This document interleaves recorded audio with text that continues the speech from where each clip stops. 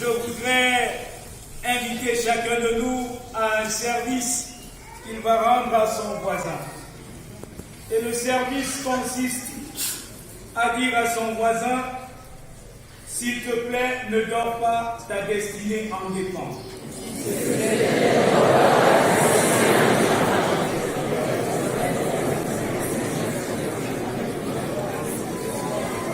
Bien-aimé peuple de Dieu, notre destinée est construite sur la base de notre foi, de nos attitudes et de nos actions de son œuvre salutaire et de notre soumission à sa parole. Ainsi, chaque action que tu poses, chaque vécu avec Dieu ou sans Dieu, ouvre une porte vers une destinée que tu auras préparée. Ce que tu es en Christ ou sans Christ déterminera ta destinée éternelle. Fort de cela, le thème de notre prédication, la préparation de ma destinée. La préparation de ma destinée. Dans une approche explicative, nous envisageons relever les points communs aux personnages centraux de notre texte, leurs différences tout en dégageant quelques éléments essentiels pour une destinée joyeuse avec le Seigneur. Mes frères et sœurs, notre texte apparaît dans un contexte où la compréhension d'une relation avec Dieu est mesurée par son avoir matériel et financier. Ainsi, pour les disciples de Jésus, tout comme ses contemporains, il n'était pas envisagé de posséder des richesses sans être avec Dieu. Autrement dit, les richesses étaient comme les signes d'une bénédiction de Dieu et traduisaient ipso facto votre appartenance à Dieu. C'est dans cette perspective de repréciser la position et la pensée de Dieu au sujet du salut que Jésus donne cet enseignement. L'urgence de la repentance conduisit Jésus à raconter une parabole d'un homme riche et d'un nommé Lazare. Notre texte peut être subdivisé dans deux parties. La première partie qui s'occupe des deux personnages dans leur vie terrestre, qui va des versets 19 à 22, alors que la seconde partie les présente dans l'éternité des versets 23 à 31. Les deux hommes menés en ce monde des vies très différentes. Nous allons nous en inspirer pour dégager la substance pour notre édification de ce matin. L'homme riche. On dit un homme riche. Il y avait un homme riche, c'est-à-dire un personnage vulgaire. C'est quand même une curiosité que l'auteur biblique ne mentionne pas nommément cet homme riche. Un homme riche ne peut pas quand même passer inaperçu. Mais c'est un homme riche. C'est une curiosité pour nous. Un homme riche. En fait, il avait un nom. L'absence de ce nom dans le texte est due tout simplement pour attirer l'attention que toi et moi, nous sommes aussi cet homme riche. Parce que personne d'entre nous ne porte un vêtement pendant une semaine, n'est-ce pas? Personne d'entre nous ne porte la même chaussure pendant un mois, n'est-ce pas? Personne d'entre nous ne mange le riz tous les jours, n'est-ce pas? Ça veut dire que nous sommes aussi riches. Donc, quelque part, un homme riche. Mais la particularité de cet homme de notre texte, c'est qu'il était immensement fortuné et ne manquait aucune occasion d'en profiter. Tenez par exemple, il était vêtu de pourpre et de fanlin. c'est-à-dire des habits chics et de qualité. Il portait que les derniers cris. Chaque jour, il menait joyeuse et brillante vie. Les adjectifs utilisés ici par l'auteur biblique sont des adjectifs qui renvoient au jouissif. C'est-à-dire que c'est l'expression de l'extase. Dans notre contexte, on dira que c'est un homme qui croquait la vie.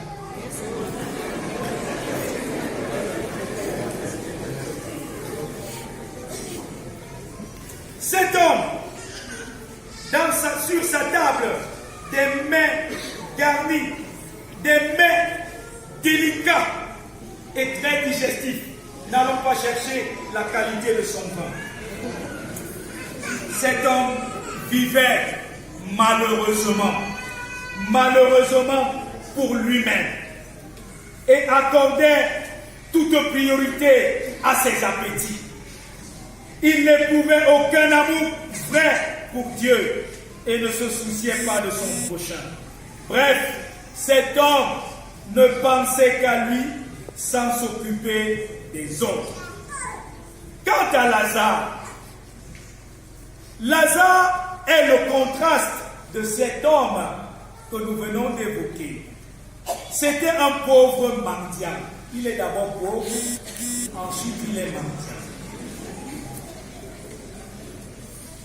L'emploi de ces expressions traduisent l'état dans lequel Lazare a vécu. Il était déposé tous les jours devant le portail du riche, couvert d'ulcères, le visage émacié par la famine, harcelé de part et d'autre par des chiens malpropres qui venaient lécher ses plaies. La description de ce personnage montre qu'il avait besoin d'une autre personne pour lui redonner la dimension humaine. Même les chiens, considérés par les Juifs comme impurs, viennent en rajouter à sa souffrance. Notre texte prend la peine de le nommer Lazare, nom qui signifie Dieu aide. Cet homme est couché sans défense. Sa seule activité était de fouiller dans la poubelle du riche qui lui restait indifférent. Bien-aimé peuple de Dieu, ce que ces personnages ont en commun, c'est une seule chose. Ils ont en commun la mort.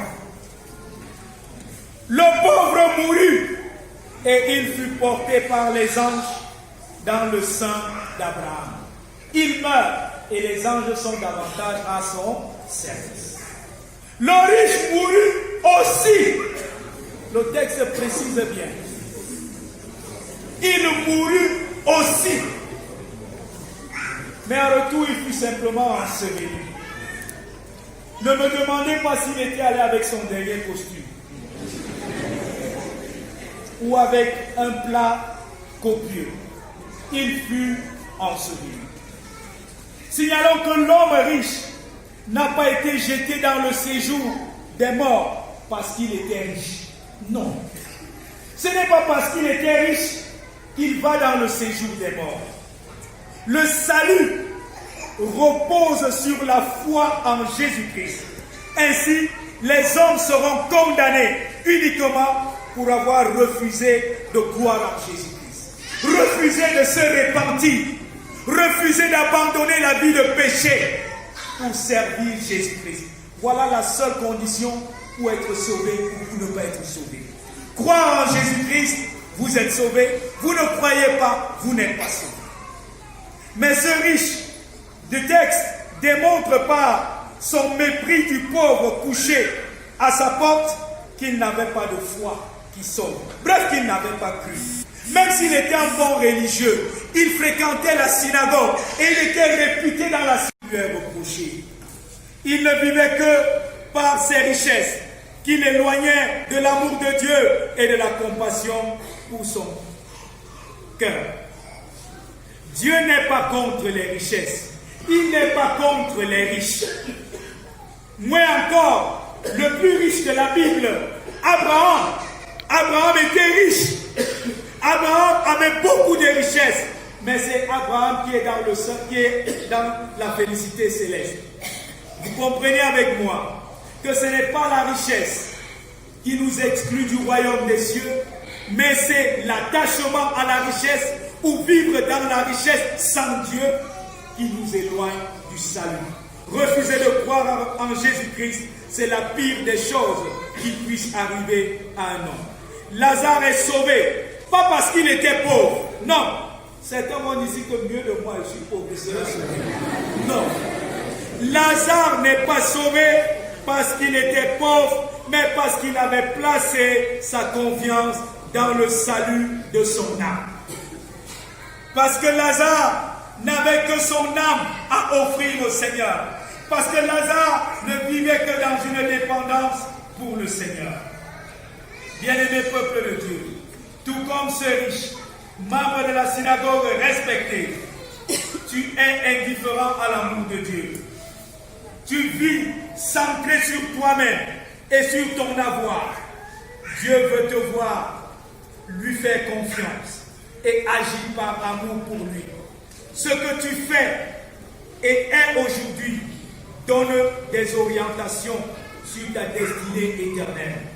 Si tu vis dans le péché, dans le cache-cache, tu viens à l'église, c'est bien. Mais Dieu te connaît. Tu es un escroc. Il te connaît. Dieu sait que les femmes et les maris d'autrui souffrent à cause de toi.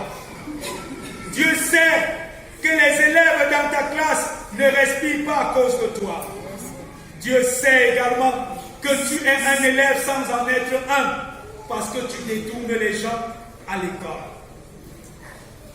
Oui, tes attitudes maintenant déterminent ta destinée, mais tu as l'opportunité de faire volte-face. Mettre sa confiance en Dieu, c'est se détourner de ces attitudes que je viens d'évoquer, des artifices sensuels et sexuels, des façades et des parades que nous avons et que nous entretenons si bien. Le monde nous offre ces artifices et nous laisse sans Dieu. À travers chacun de nos comportements, nous sommes appelés à glorifier Dieu. Que se passe-t-il après la mort de nos deux personnages? Lazare est porté par les anges dans le sein d'Abraham. Le sein d'Abraham traduit le lieu de la félicité. C'est le lieu de la vie en abondance. Pour les Juifs, la pensée de jouir de la communion avec Abraham était la perspective d'un amour, d'un bonheur inexprimable. Était la perspective d'un bonheur inexprimable. À sa mort, merci. À sa mort, le riche fut enseveli. Le corps dont il avait tellement pris soin fut abandonné dans la terre. Il y a des gens aujourd'hui qui sont des spécialistes du make-up, du maquillage, qui utilisent tout genre de parfums, les Yves Saint Laurent, les pieds cardins. La griffe de ton habit ne détermine pas la destination dans laquelle tu iras.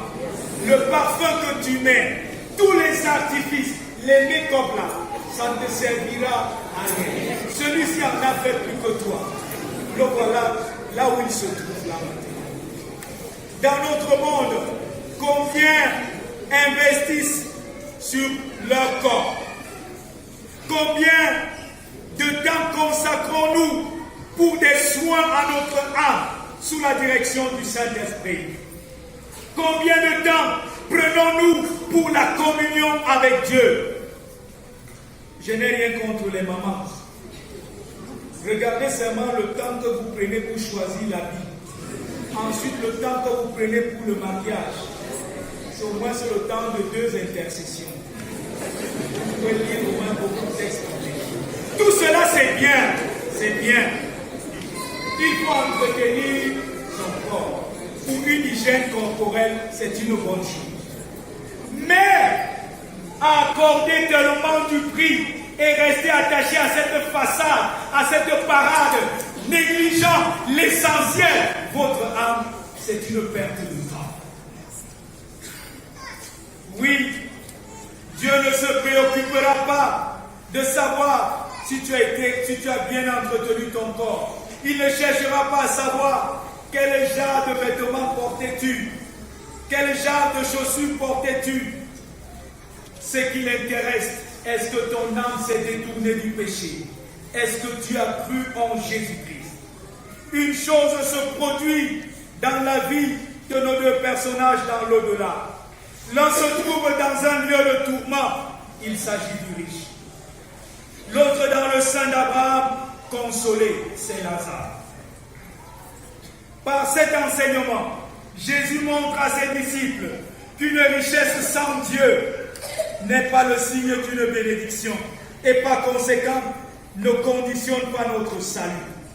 Les richesses sont un test de la fidélité de l'homme dans sa gestion des affaires. Quand Dieu te donne quelque chose, c'est pour que tu en disposes pour ceux qui sont autour de toi.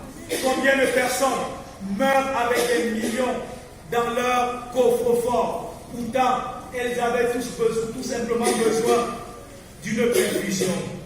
Combien de personnes ont de l'argent dans des réunions et leurs enfants n'ont même pas des livres pour l'école?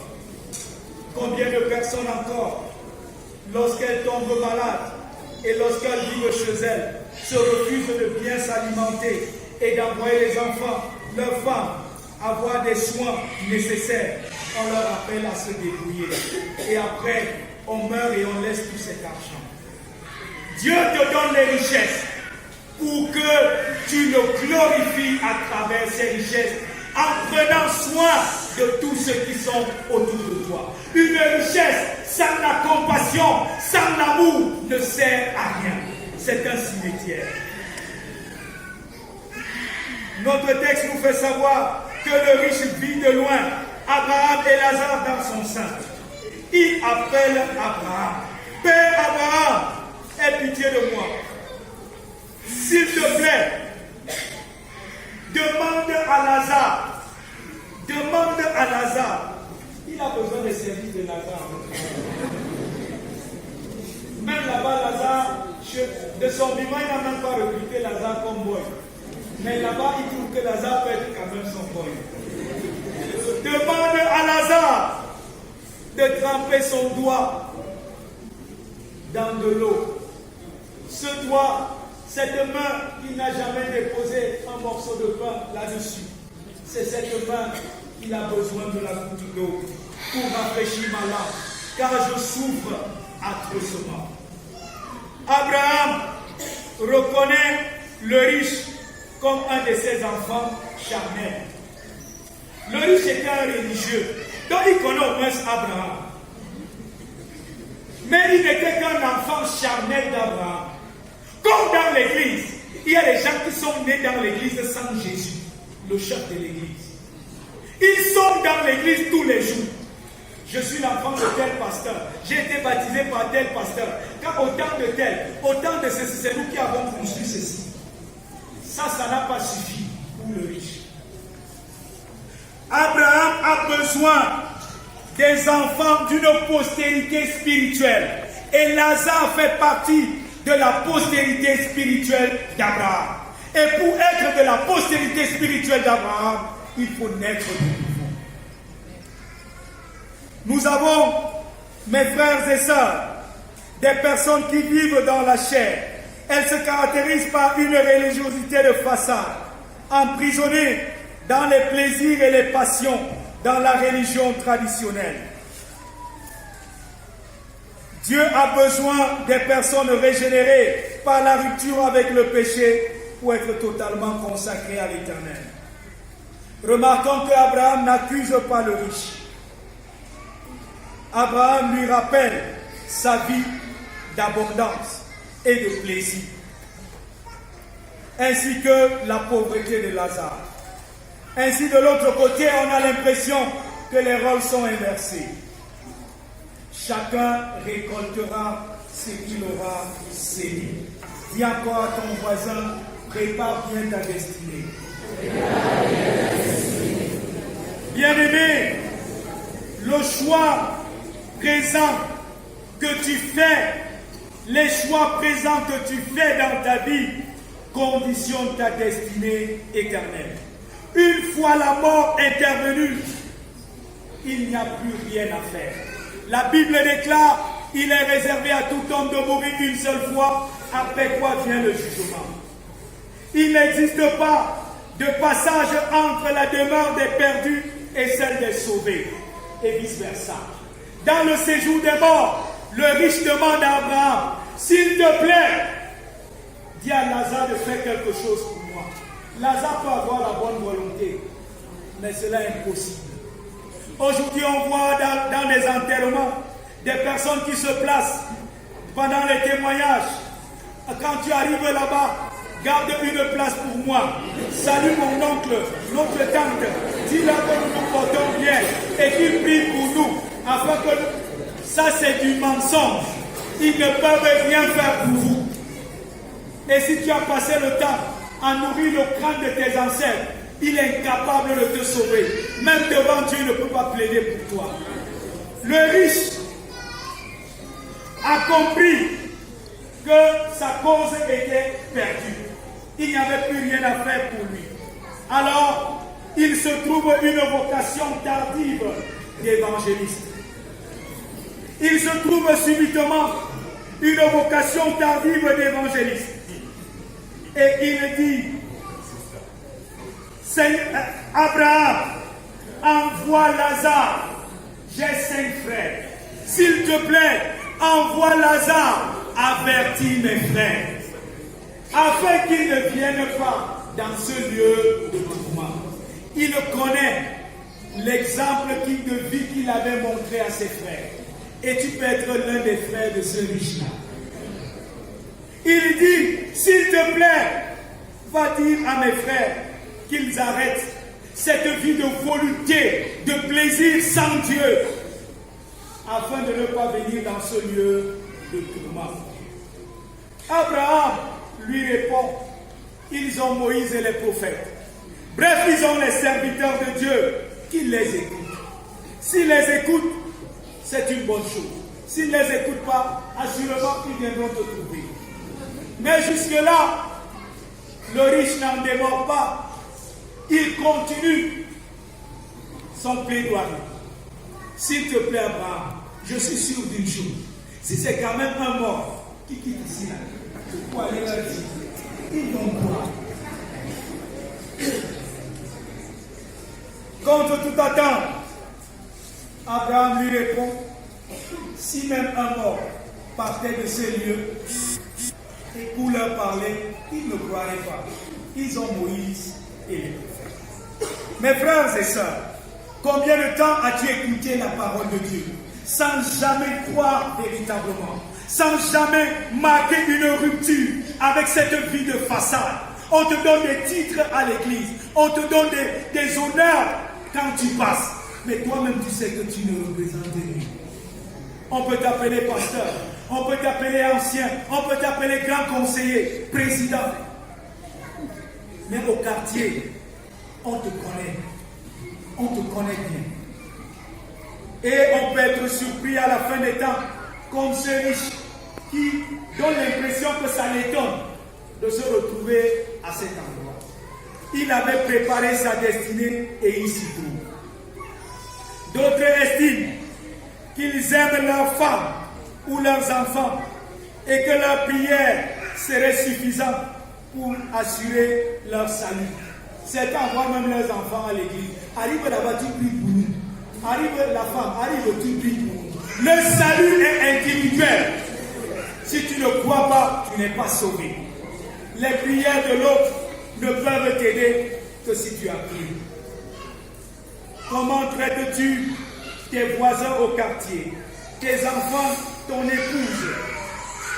Est-ce que tu manifestes l'amour et la compassion ou tu vis dans une indifférence totale dont ta présence est plus insignifiante qu'une absence? As-tu cru que Jésus-Christ est la réponse de Dieu aux hommes? Oui, si tu ne crois pas en Jésus, tu cours le risque de connaître le même sort que cet homme. Dans notre pays aujourd'hui, certaines personnes ont construit des barrières non réglementaires, des barrières à plus de 10 mètres, sous le fallacieux prétexte d'une sécurité, oubliant que c'est une forme de prison dans laquelle ils s'y enferment, qui les coupe des souffrances des autres et qui empêche les uns et les autres d'approcher leur maison. Et pour les plus subtils, lorsque vous approchez leur maison, ils ont pris la peine de mettre attention chez vous. Alors, comment manifester l'hospitalité et l'amour? Plusieurs personnes souhaiteraient frapper à votre porte, mais votre barrière et vos chiens les ont vite dissuadés de ne même pas vous y approcher. Plusieurs personnes vous jettent un regard lorsque vous passez dans votre véhicule. Quelle attitude les manifestez-vous à leur endroit? Est-ce que vous avez un tant soit peu de la compassion pour ceux qui souffrent autour de vous? Combien de personnes meurent autour de toi n'ayant pas de quoi manger alors que tu jettes de la nourriture dans des poubelles? Parfois même, la ration alimentaire de ton chien et les soins médicaux à lui administrer vont au-delà d'un simple 1000 francs qui suffirait pour satisfaire les besoins de quelqu'un qui souffre auprès de toi. Mes frères, il faut changer de paradigme. Il faut sortir de cette religiosité de façade pour prendre soin de ceux qui sont autour de nous. Comment les hommes croiront-ils en Jésus-Christ si nous vivons les poches pleines, les maisons pleines de nourriture, alors qu'autour de nous, nous n'avons que la prière pour les autres? Mes frères et sœurs, sortons de nos zones de confort afin de glorifier à travers l'investissement que nous faisons dans la vie des autres. Apportons leur Jésus-Christ dans toute sa dimension. Dieu te place ce matin devant un choix, celui du choix de ta destinée éternelle. Une seule chose garantit ta présence dans la félicité éternelle avec Jésus-Christ. Crois au Seigneur Jésus-Christ, tu seras sauvé. Cela implique que chacun se détourne du péché, notamment du manque d'amour et de compassion. Arrête cette vie centrée sur toi. Tu te prends pour le centre du monde et tout le monde va dépendre de toi. Sache que ce que le monde t'offre te disqualifie pour le royaume des cieux. Une fois parti, sans avoir cru en Jésus-Christ, aucune action n'est possible pour te sauver. Car si les bonnes intentions du riche n'ont pas changé sa destinée, tu dois croire maintenant au Seigneur Jésus-Christ, car ta destinée éternelle en dépend. Que Dieu bénisse en nous l'écoute de sa parole. Amen.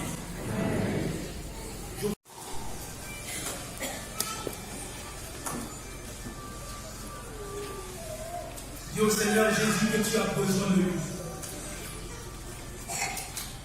Que tu veux sortir de ta zone de confort, de ton orgueil. Reconnais que ta vie sans Jésus n'a pas de sens. Ta relation avec les autres est une relation folklorique et mensongère. Tu n'as pas toujours été vrai dans ta relation.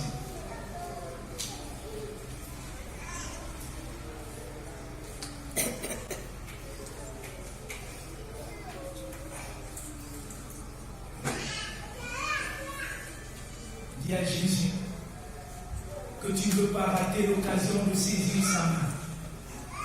Tu viens à lui tel que tu es. Il dit, venez à moi, vous tous qui êtes fatigués et chargés, je vous donnerai du repos.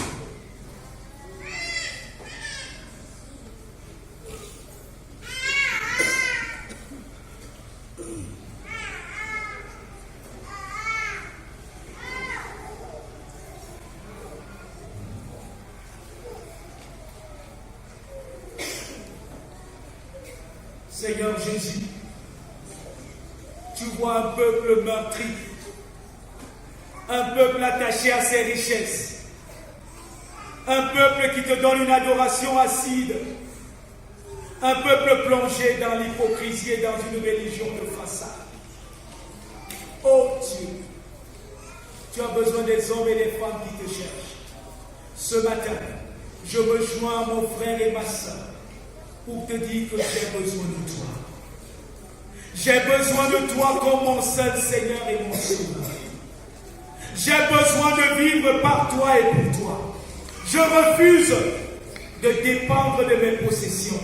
Je refuse de dépendre de mes avoirs. Mais je mets mes avoirs et mes possessions à ton service. Au service de mon frère et de ma soeur.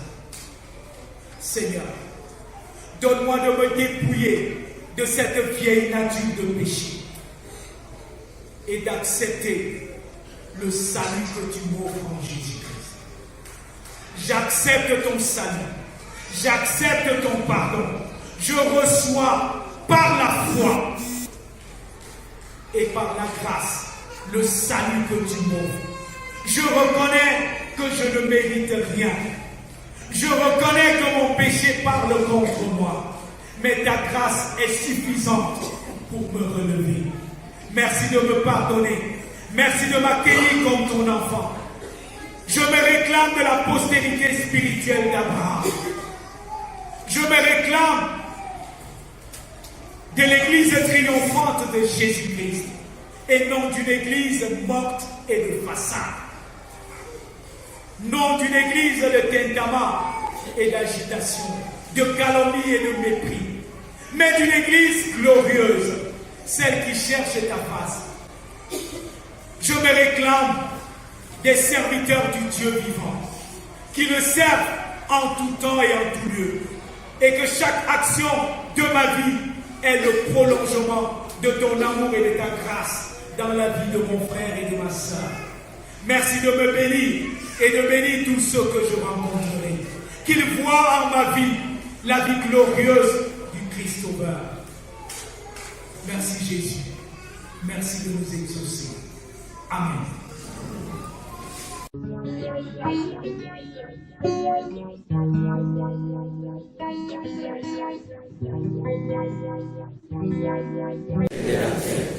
Je crois en Jésus-Christ, son Fils unique, notre Seigneur, qui a été conçu du Saint-Esprit et qui est né de la Vierge Marie. Il a souffert sous Ponce Pilate. Il a été crucifié. Il est mort